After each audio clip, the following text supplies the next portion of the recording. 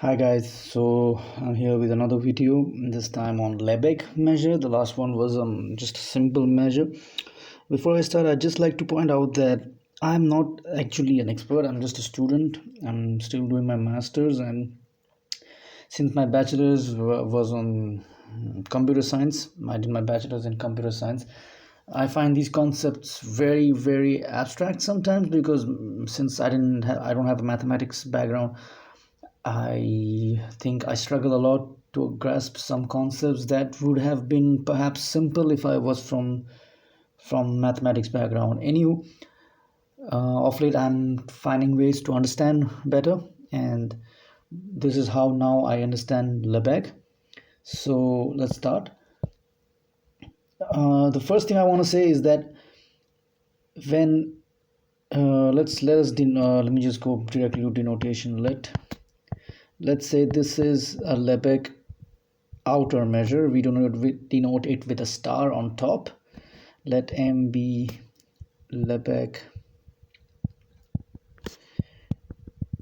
outer. As you can see, I'm writing fast because video length and whatnot. And let oh come on, be let this not,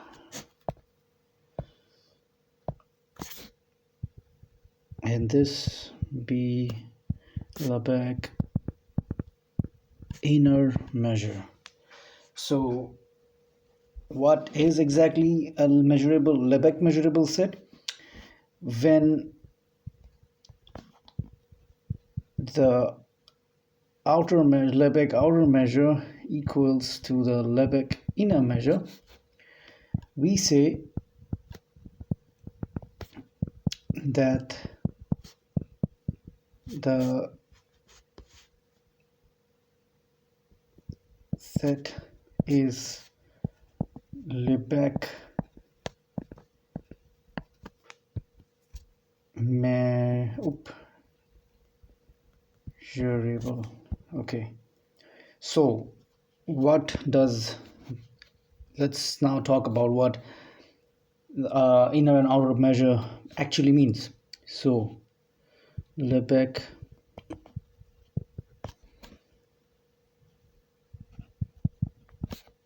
outer measure. Okay, this is bad. Great. So what we have here is that suppose this at first I will use this box dimension thing, and then I will use actually before I start explaining this, I'd like to explain what does Lebesgue mean. So one of the things that I failed to see was that Lebesgue actually is nothing but the length in a one-dimensional plane, and in a two-dimensional plane it's the area, and three-dimensional it's volume. But we generally deal with or at least I deal with the one-dimensional plane. And in that sense, let's say that this is oh come on, let's say that I'm very bad at drawing on tablet, it seems. Anyway, let's say that this is a real line, and we have point A and point B. Now what Lebesgue does is find the length of this area right here. So how do I find the length of this area? I simply do this, B minus A. Lebesgue is just this, actually, just this. And this is something that once you can relate this with what I'm going to show you next, I think it's going to be very, or let's say it's going to be easier than before to understand what actually is going on. So let's draw this diagram now. Let's say that this is the real line, so to speak, and here we have A. Let's call this set A. Okay, I think it's better if I draw some different colors, maybe A. Okay, A. Now I think it's better if I also draw it a bit smaller because it'll be easy. Okay, A. So what the Lebesgue outer measure is saying to us is that let's say this is one set that contains A, this is another set that contains A, this is another set that contains A, this is another, I think I'm overlapping, this is another set that contains A. So what the Lebesgue measure, what the outer measure here means is that this I forgot the terminology. So anyway, I'll just check my notes for. Yeah, sorry for that. Sometimes it's a bit difficult for me to learn the terminologies. As I said, I'm still a student myself. Anyhow, anyway, right. So what do we want here? We want to know the outer measure. So the outer measure, yeah, I can target it at screen. The outer measure is of A. A will be on red, in red. The outer measure of A means that is nothing but the infimum of the length of these green circles. Let's call them G. So these green circles, green, let's put a line here, is G. G ends, yeah. So in here I can, instead of writing just okay, I'll just use no n, and will be misinterpreting this whole thing. Yeah, so this is such where A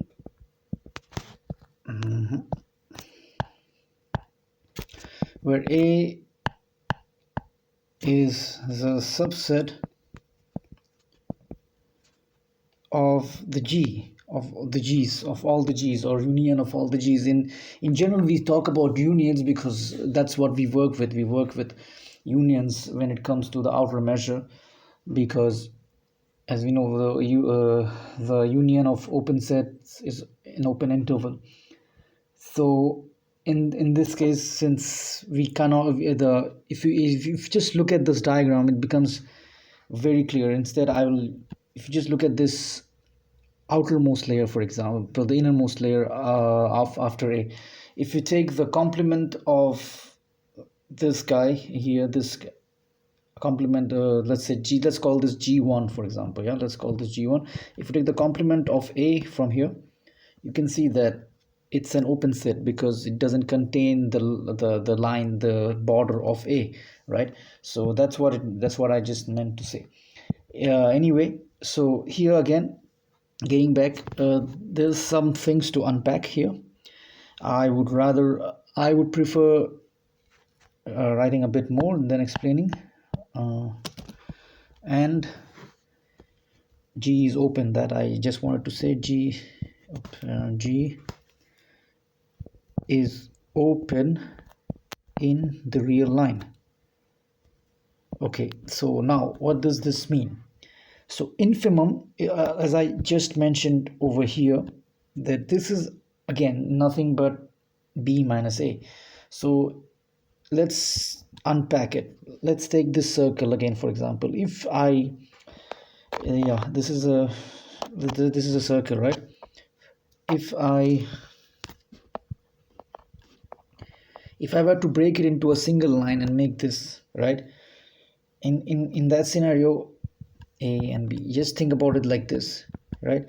So we will get, if you unpack all of these circles, we will get a lot of lines, right?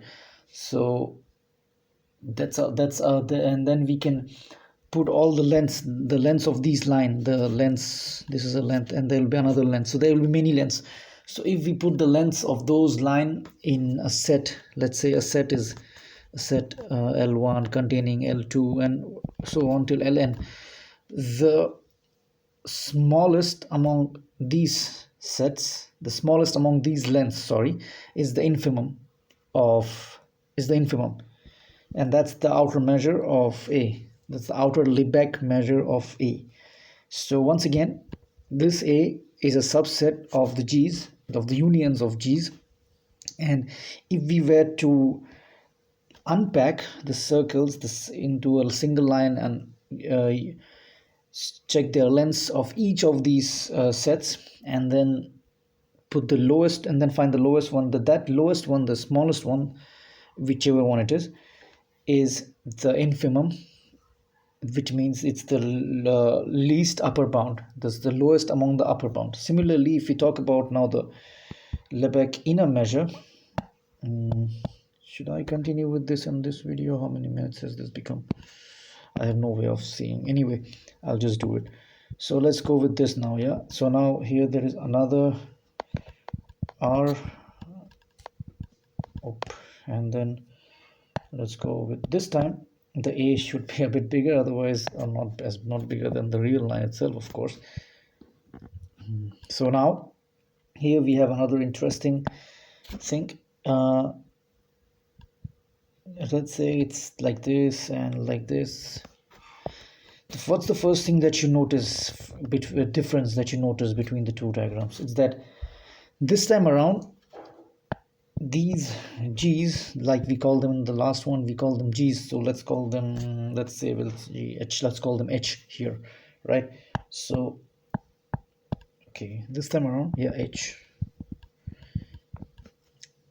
This time around the definition is slightly different, because of course you can see it already here. This time around, if you want to know the inner measure of this, it's basically the supremum instead of the infimum. It makes sense because now you see, if you think about it this way, these sets are getting smaller. I won't say small, getting smaller and smaller, but the one that is closest to A, we cannot really say if it's getting smaller and smaller. For that we need to have more information. That's why I was feeling hesitation to say that. Anywho, then in here you can see that this smallest circle, if it is equal to the largest circle inside of A, that means we actually have the measure of A itself, isn't it?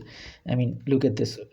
So I cannot draw it perfectly, but imagine if there was a green circle that actually was very close, or let's say over exactly overlapping, or let's say there was a green circle exactly on top of A, and here also there was a green circle exactly on top of A, and that's when A is measurable. That's when we can say that A is Lebesgue measurable, when the outer measure and the inner measure is the same. So before I just run off even more without writing, I've just start to note down some things because they are important. Definitions are always important. I've learned that the hard way. So we can define this as M in the inner Lebesgue. I should actually have written inner.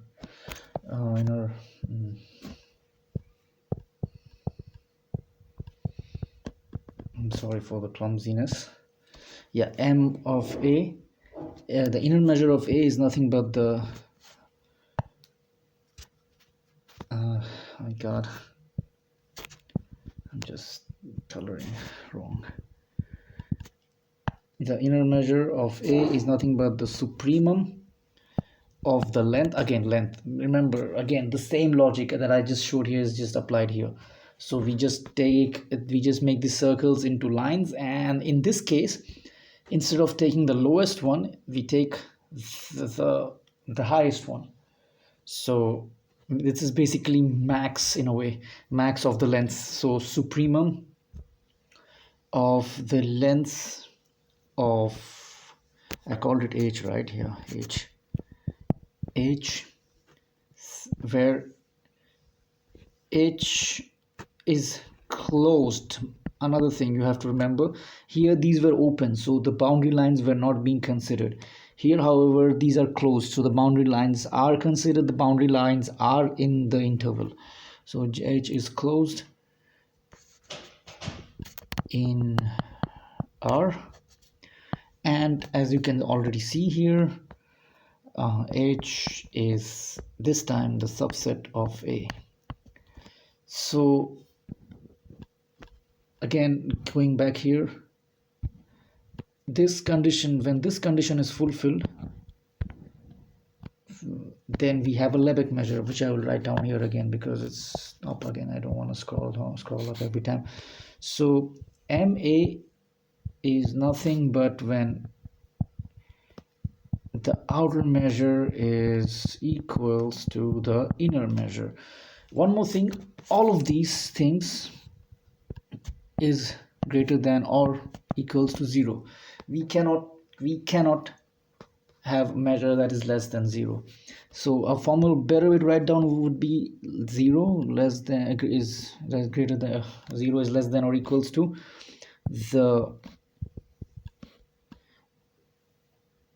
uh, inner measure. Again, this is another thing I forgot to mention, but I'll just mention it here. A Yes, so this is what it is. Basically, what I'm trying to say here is that the inner measure is always going to be less than the outer measure, and it makes sense. I mean, look at this and this. It's not possible that it's not possible for any measure of this being less than this. It's just not possible, because the moment for this to be less than this, so for this to be less than this cannot anymore. This a should be I mean, the G should be the subset of A in this scenario.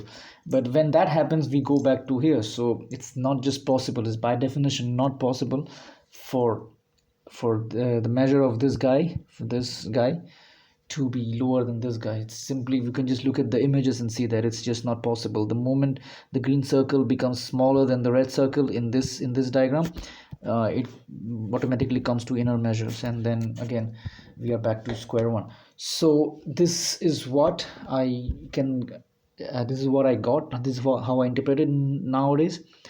And I think an example would be, let's say, I will just give a quick small example, because I feel like but I think also the video will be much bigger, so I will probably give the example in the next video.